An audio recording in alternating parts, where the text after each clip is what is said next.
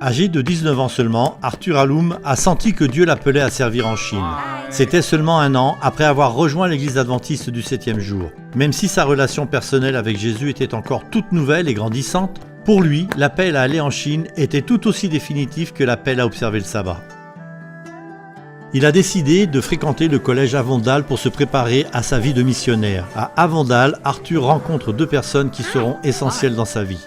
La première était une jeune femme nommée Eva et sa future partenaire de mission. La seconde était le docteur Harry Miller, un pionnier de la mission adventiste en Chine. Le docteur Miller écrivit à Arthur et décrivit le travail qu'il y faisait. Il l'encouragea à servir comme missionnaire. En vue de son voyage, Arthur a économisé en vendant de la littérature en Nouvelle-Zélande dès la fin de l'année universitaire. Arthur et Eva se sont mariés 1 mois seulement avant leur départ pour la Chine en 1906. La première mission du couple fut de travailler dans la clinique et l'imprimerie supervisée par le docteur Miller. Dès leur arrivée, ils ont commencé à s'habiller comme leurs voisins et à parler le mandarin. Ils ont trouvé cette langue difficile à apprendre, mais ils étaient déterminés car elle était essentielle à leur mission. Jour après jour, ils se sont entraînés jusqu'à ce qu'ils parlent couramment le mandarin. Arthur est même devenu interprète. L'apprentissage d'une nouvelle langue n'était que le premier défi que ce couple devait relever. Le deuxième était la malaria. Tous 2 tombèrent malades et Arthur contracta même le paludisme à 3 reprises. Malgré tout, ils se sont engagés à servir la population, principalement par le biais de publications et de l'éducation. En août 1911, Arthur rapporte que l'année précédente, la mission de Chine du Centre-Nord comptait 64 membres d'église.